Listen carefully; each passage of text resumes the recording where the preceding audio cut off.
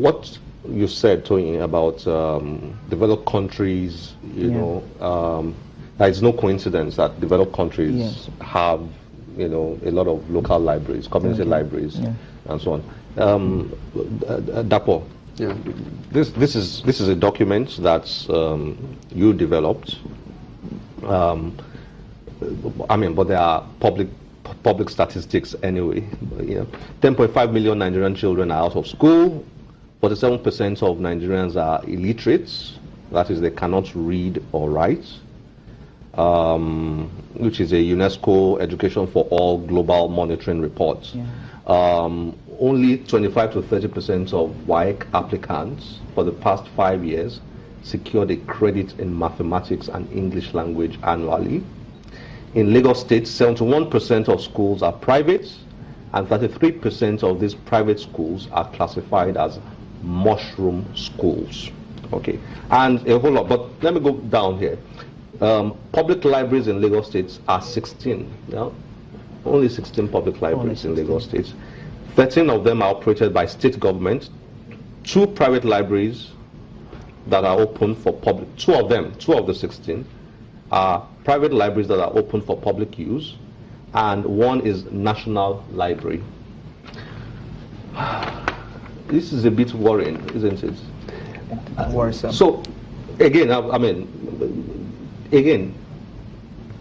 how are you connecting this local library? I mean, you've said a lot about that, but I really want you to emphasize that link between some of the statistics you are looking at, you know, and what you are out there doing. Like you said, you know, those are the real statistics. 13 of those are operated by the state government, and we operate one of the 2 private libraries and the National Library. Now, the reality is that the educational system that we have in Nigeria is able to accommodate a lot of people. But the truth also is that, and based on that statistics, a lot of people are left out, you understand, of that structure, both at primary level, basic level, both at tertiary level, and even after they've graduated. And it seems as if nobody is thinking about these people. You know, you talk about the mushroom schools, for instance, when there are schools that you can have a flat, and you know, you have a school, you know, they don't have facilities.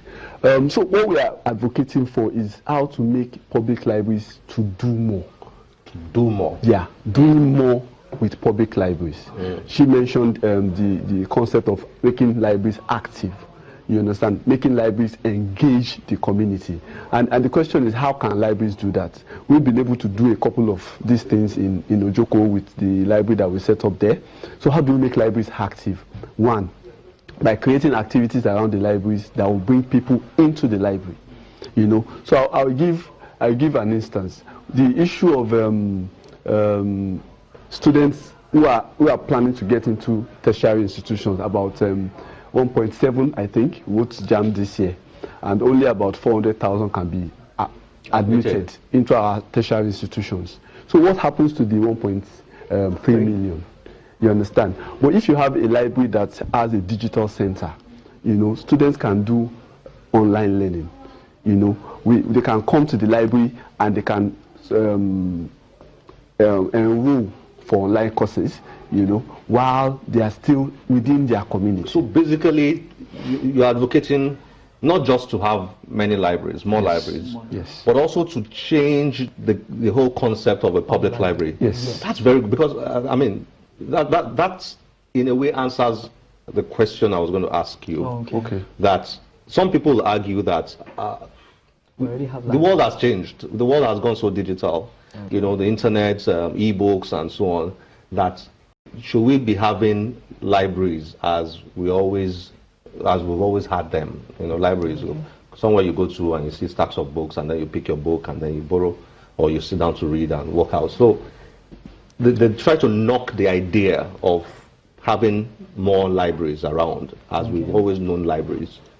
You know? I think we have to have designated places where we can think as a thinking room. It's not just, and then the concept of us having digital thing, you find that people, if you have books online, people barely just go social media instead of reading. I know you can be distracted easily. but you can focus your attention on going into a library, access information. You can also converse with the librarian, which will have reputed librarians in each. You can also go in for counseling. In fact, most of this are what we have ready on ground in a library, a P-hub kind of model that we have developed. You should have someone, a trainer in there. We have volunteering processes, we have counseling processes. So like the community should have, it should be a center of the community where you have access to information and you can also transfer them and refer them. So it's a whole new concept of a public library. Yeah. So if we have more of those all around, then they're able to solve more of those educational problems at local community level. Yes. So we're not saying, so we have the libraries on ground now. What we are saying is that they can evolve. You understand? You can put in more facilities. The current public libraries. The current public libraries, whether state-owned or private. Or federal or private. They can evolve into P-hubs. That's what we call them, where you have opportunities for counseling. So somebody is not able to get into university in the local community. What is he doing? You know, but if he walks to the library, he can get a counselor who would advise him on what he can do while waiting for admission. Or he can even do National Open University. You know, even at home, what they need is a center. And the community libraries can also be transformed to become, you know, centers for the National Open Universities in terms of study centers. You know, then there's also volunteering opportunities. About only 10% of graduates are absorbed into the labor market. So what happens to the rest? You know, so with volunteering services offered at these libraries, young people can be gainfully engaged. You know, they can acquire practical skills and they can learn about leadership. We've been able to do that in Ojokoro. We have a lot of graduates that volunteer with us and they are part of our workforce. You know, they are giving back to society, and even though they've not gotten jobs yet, they are still gainfully employed. So that's what we are advocating. The current library system should evolve. Then by the time we now want to set up new libraries, because we need to set up new libraries. Like you mentioned, we have about 16 libraries in Lagos State. Let's even assume we have 20. We have 20 million people. 20 to 23. So that's between 20 and 23. So that's one library to a million people. In Lagos State. You know, so when we come and we say young people are not reading, we should be careful. Yeah, where's the infrastructure? We should be careful because the library we set up in Ojokoro, we have a lot of young people coming there to read. But so they have to line up outside. Yeah, sometimes they have to line up. So sometimes I put on Facebook and say that young people want to read, but we are not creating enough spaces for them. We are not creating spaces and opportunities for them to read. Yeah. There's a lot to talk about. Yes. Maybe we'll have to come back and do this some other time and talk more about the financial aspects of it and so many other angles, cultural aspects, you know, of it and so many things. But we have to stop now because of time. Okay. Thank you very much, Dapo, for joining us on Channels Book Club. Yeah. And Tony, thank you for joining us. Much.